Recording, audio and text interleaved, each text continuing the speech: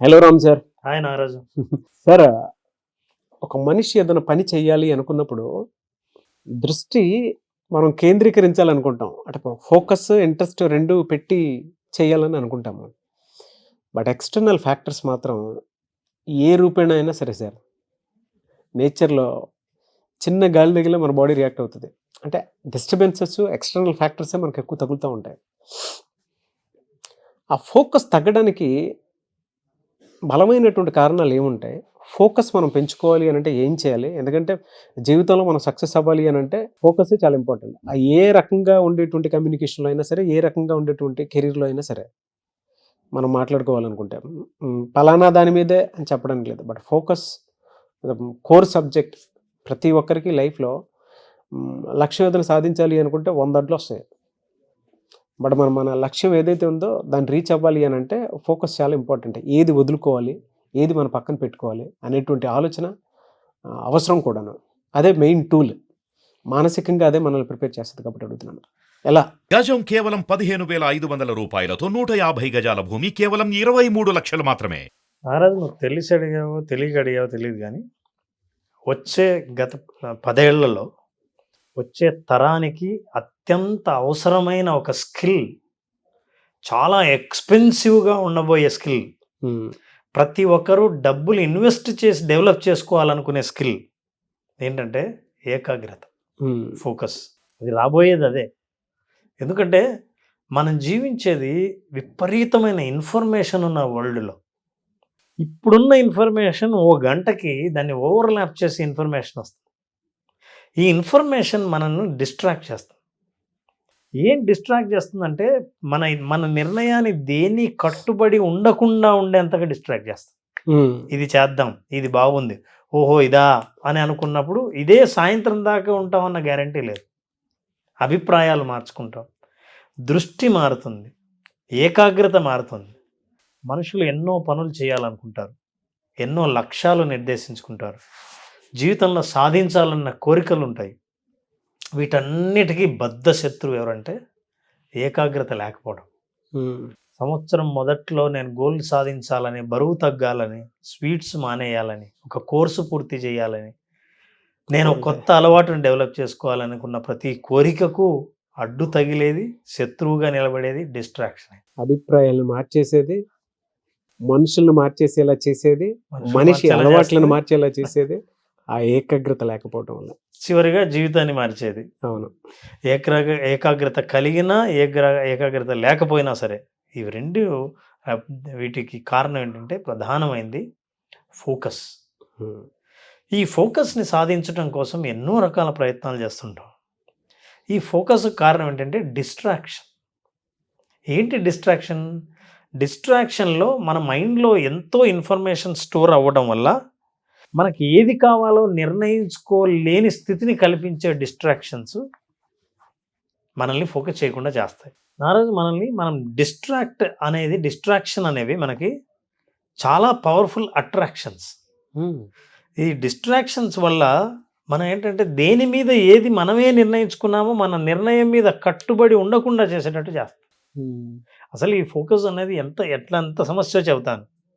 చిన్నపిల్లల్లో చాలామంది సైకాలజిస్ట్ దగ్గరికి ఎవరైనా పోతున్నారంటే ప్రాబ్లం, చదువులో వెనకబడి ఉన్నారంటే చాలామంది తల్లిదండ్రులు కంప్లైంట్ చేస్తున్నారంటే పిల్లలు వాళ్ళకున్న ప్రాబ్లం ఏకాగ్రత లేకపోవడం. దాన్ని క్లినికల్గా అయితే ADHD అంటారు. అందరికీ ఉందని కాదు కానీ అటెన్షన్ డెఫిసిట్, ఏకాగ్రత లోపించడం.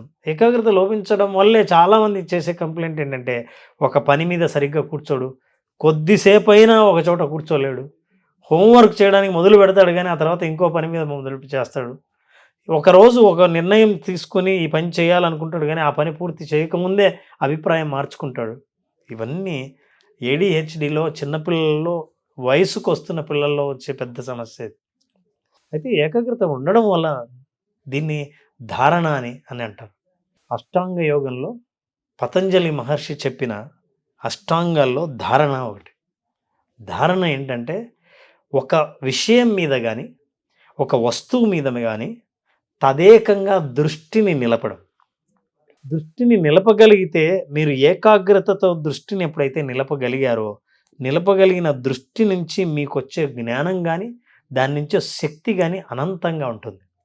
మహాభారతంలో ద్రోణాచార్యుడు పాండవులకు విలువిద్య నేర్పిస్తున్నప్పుడు అర్జునుడికి నేర్పించిన విలువిద్యలో మొత్తం గ్రంథం చదివిన వాళ్ళందరికీ గుర్తుండే ఒకే ఒక సన్నివేశం ఏంటంటే, ఒక్కసారి బాణం చూసి గురి చూసేవాడు చాలామంది ఏం కనిపిస్తోందంటే పక్షి కనిపిస్తోందంటే, ఎవరైతే పక్షి కాదు నాకు కనుగుడ్డు మాత్రం కనిపిస్తోంది అని అన్నాడో వాడు భవిష్యత్తులో ఎంత అద్భుతమైన విలుకాడు అవుతాడు అన్న విషయం గురువుని ఆ రోజే చెప్పగలిగాడు. ఏకాగ్రతకున్న శక్తి అది. భగవద్గీతలో కూడా శ్రీకృష్ణుడు ఏకాగ్రతకున్న శక్తి చెప్పి, అయితే ఏకాగ్రత సాధించడం అంత సులభం కాదని కూడా చెప్పాడు. మనిషికి గాలి ఎట్లా అయితే వీస్తుందో మనిషి ఆలోచనలు అట్లా వీస్తూ ఉంటాయి. కాబట్టి ఆ వీస్తున్న ఆలోచనలు ఒకచోట ఆగిపోవడం అన్నది చాలా కష్టం, కానీ సాధ్యమే. 2 విషయాల వల్ల సాధ్యమవుతుంది అన్నాడు. నెంబర్ 1 రినౌన్సియేషన్, అంటే వైరాగ్యం. ఈ వస్తువులు వీటిని అవాయిడ్ చేయాలి, ఈ ఆలోచనలని అవాయిడ్ చేయాలి. నీకు కలిగే ఇమ్మీడియట్ ప్లెజర్స్ పెద్ద డిస్ట్రాక్షన్స్గా తయారవుతాయి. చదువుకోవాలని కూర్చుంటావు, సీట్ రావాలని నీకుంది, ఎగ్జామ్కి ప్రిపేర్ అవ్వాలని ఉంది, జాబ్ తెచ్చుకోవాలని అనుకున్నావు. కూర్చున్న తర్వాత 2 నిమిషాల్లోనే బీప్ అంటూనే నువ్వు ఫోన్ దగ్గరికి పోలేకుండా ఉన్నావు. ఫోన్ దగ్గరికి పోయిన వాడికి మెసేజ్ చూసి మెసేజ్తో ఆగకుండా రీల్స్ దగ్గరికో లేకపోతే షార్ట్స్ దగ్గరికో వెళ్తావు. అక్కడ నిన్ను అట్రాక్ట్ చేసేది ఏదో ఒకటి ఉంటుంది, అది అట్రాక్షన్ అనుకుంటావు, కానీ యాక్చువల్గా డిస్ట్రాక్షన్.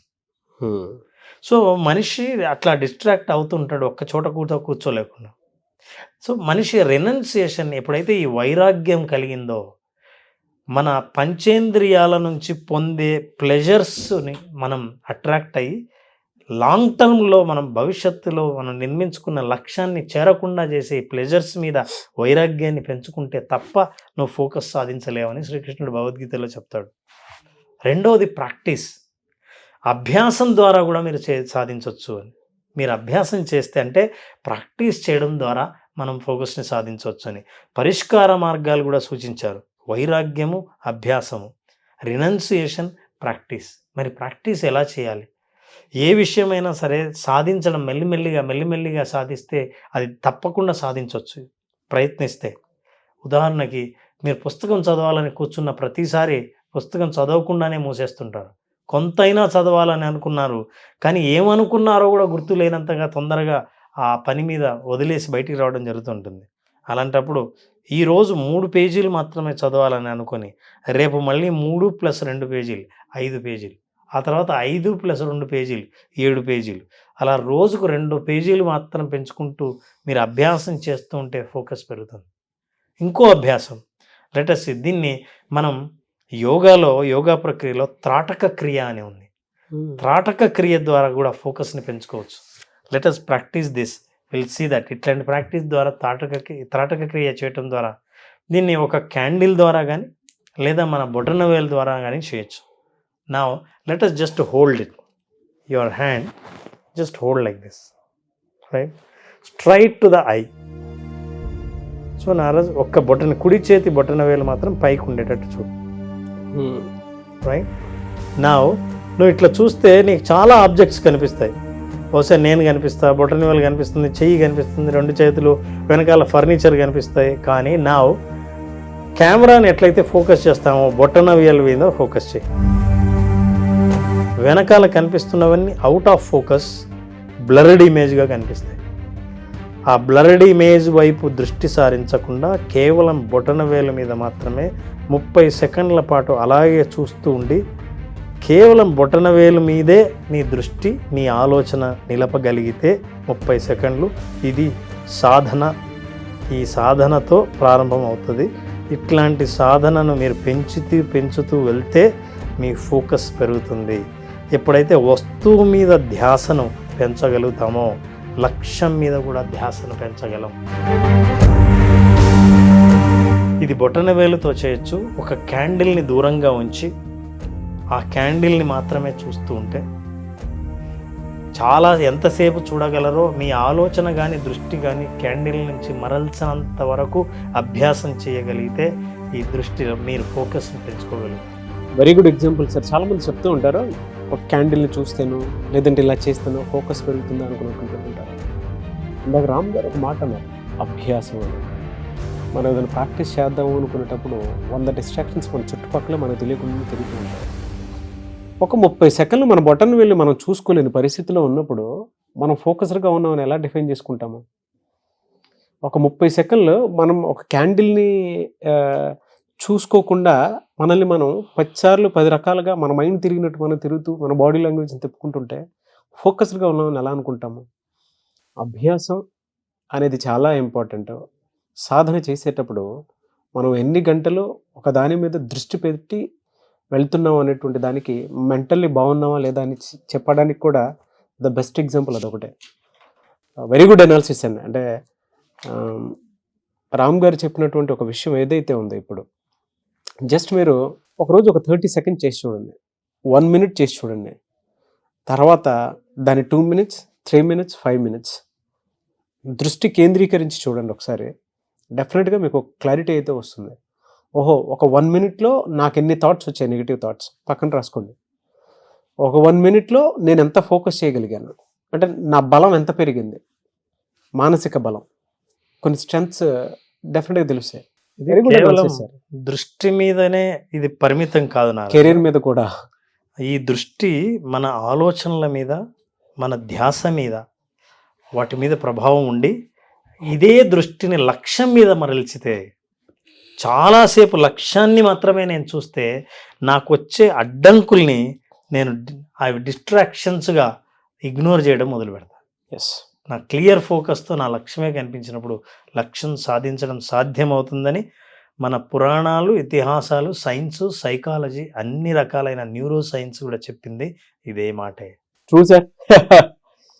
బట్ ఒక బుక్లో చదువుతున్నట్టు అంటే చదివేటప్పుడు ఒక పారాగ్రాఫ్కి సంబంధించినటువంటి వివరణ ఏ విధంగా అయితే ఉంటుందో, నాకు ఒక పుస్తకంలో ఉండేటువంటి సారాంశం ఏ విధంగా అయితే విషయ సూచిక ముందే రాస్తారు చూసారా, అలా ఎలా అయితే ఉంటుందో అలా డిఫైన్ చేసి మరీ చెప్పారండి.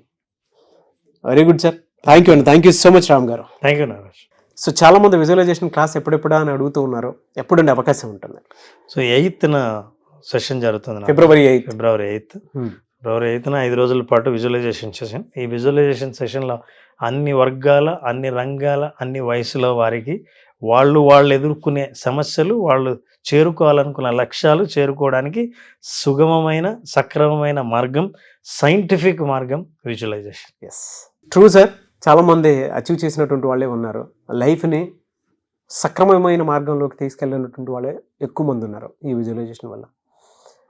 ప్రతిదీ ఒక కొత్త ఎక్స్పీరియన్స్ అండి. అలాగే విజువలైజేషన్ కూడా మనల్ని మనం మార్చుకోవాలి అనుకున్నప్పుడు సరే ఒకసారి ప్రయత్నం చేసి చూద్దాం, విజువలైజేషన్ క్లాస్కి అటెండ్ అయ్యి చూద్దాం అని అనుకుంటే ఆ ఎక్స్పీరియన్స్ మీకు ఒక జీవితకాలం పాటు సరిపోయేంత అనుభవాన్ని డెఫినెట్గా మిగిల్చేలా చేస్తారు రామ్ గారు.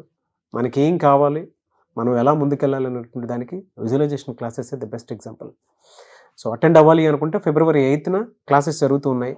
వీడియో చూసిన వెంటనే మీకు కనుక నచ్చితే ఎన్రోల్ చేసుకోండి.